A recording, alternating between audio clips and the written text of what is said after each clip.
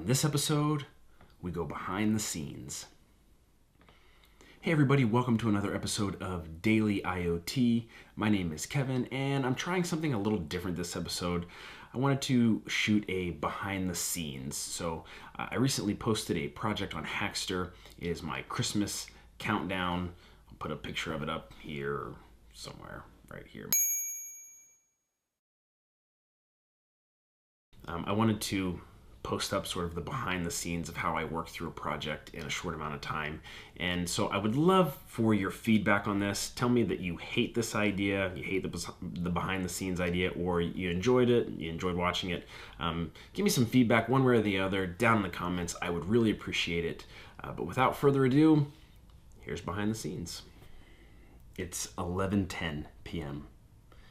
and late night is when the real IoT hacking happens here in my office. And so I'm gonna give myself an hour until I gotta go to bed to make a countdown to Christmas project. I saw this on a forum. Somebody was asking how they could make a days until Christmas project. And so I'm going to, for the next hour, try and build one really quick with a Particle Photon. And so I've got this little 7-segment display thing that I'm going to try and display the days remaining until Christmas on, and Particle Photon. So we'll see how this goes. So what I'm going to do first, before I worry about hooking up the display to tell me how many days are left until Christmas, I need to figure out how to get that number on the Photon, which should be pretty easy because it has some built-in, because it's connecting to the Particle Cloud, it has some built-in functions that should allow me to grab the time, because as it syncs up with the Particle Cloud, it gets a current time. All I have to do is put in my time zone offset, which should give me an accurate current time from which I should be able to grab days left until Christmas. So that's what we're gonna try and do. Looking in the docs here, it turns out that Particle does have some nice time functions built in. It will, when it makes the initial handshake to the Particle Cloud, it will grab the current time, and every time it makes that handshake and communicates with the Particle Cloud, it will sync the time. So we're good there. The problem is it does not look like there's good functionality in these in the built-in time functions in the library to compare time. So I can't take like a known date like December 25th and subtract today and figure out how many days there are. I can do things like time.day, and it will give me the day of the month. And so that's fine for now because we're in December, and so I can just subtract that number from 25 to give me the number of days until Christmas. But if we were running this like, say, December 26th, and we want this countdown to be days until next Christmas, we'd have to add in some extra smarts to it of like how many days are in months, and figure out how many months we are until December, and then add in those days and some things like that. So we could make this pretty smart to be able to determine. We'd have to add in our own, like I'm saying, our own math to be able to calculate differences between dates. And so I'm not going to mess around with that. I don't have enough time. It's December. I want to know how many days there are until Christmas. So I'm just going to use 25 minus time.day and see if that gives me what I'm looking for. Okay, that was easy. 11:27, I have the number of days left until Christmas printing out over the serial line. Data looks good.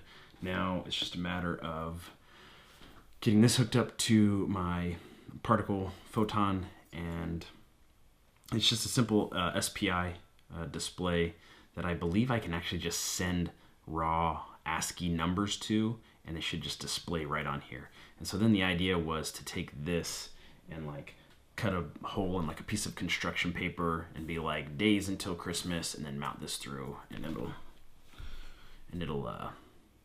show the number of days. So okay, it's 11:41.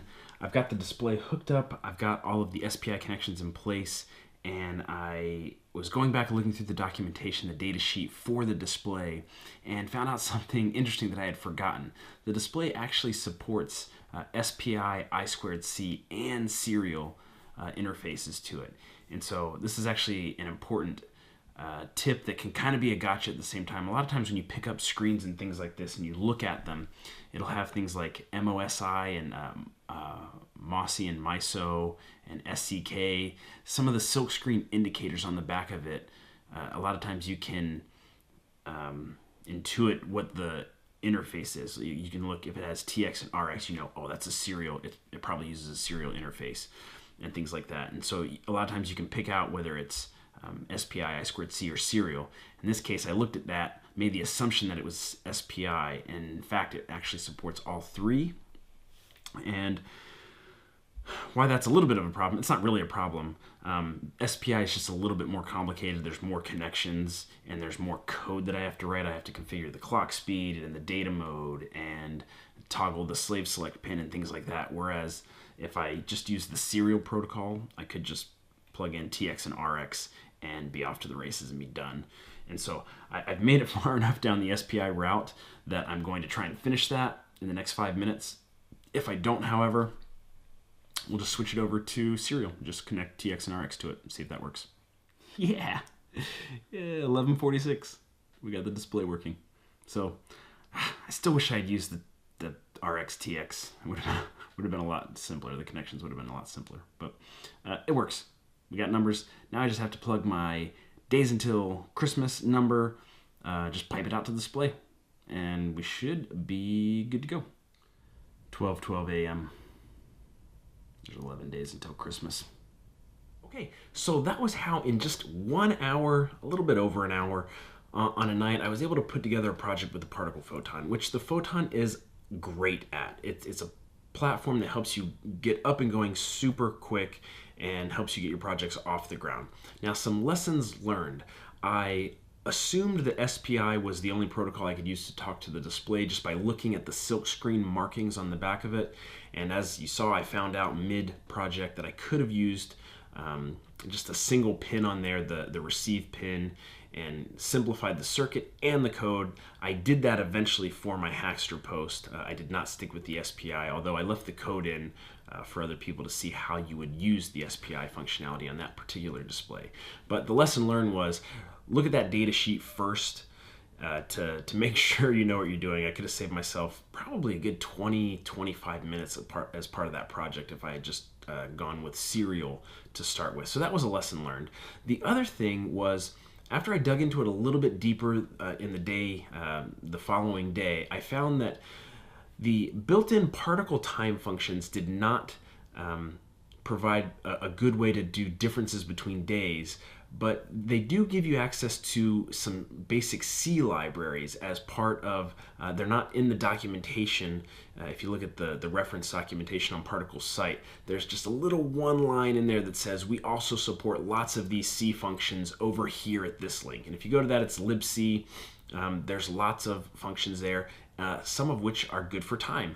And so I found a way in just a few lines of code to be able to take in a day that I set up through some pound defines, any day for any event that you want, and it does some date math for you. Like I said, it's not a trivial thing to do date math. If you've ever tried it, it can get really hairy. And so you just pass in these two values, it will tell you the difference, how much time is in between them. And so that's what I ultimately ended up using. And so that was one where, when you're first getting started, you just do whatever it takes, get the project finished. Like I did, I just took the time day minus, or 25 minus that to get my days until Christmas, because that's all I needed for this particular project. But then that leads into more learning. You dig in, you go a little bit deeper, you go that level deeper, and that's when you really unlock that extra knowledge. And so that's not really a lesson learned from this project because I know this, but I just want to give as a tip to you watching that don't be afraid of doing it the right way the first time. Just solve your problem, and then a lot of people will stop there. I solved it and I'm done. But if you take that little bit of extra effort and you dig a little bit deeper, that's when you really gain mastery of a platform. And so I did find some functions that took care of us for the time functions there, and so that was great. Digging a little bit deeper got us there. Again, thank you for watching Daily IoT, the show where together we're learning how to make the Internet of Things one day at a time.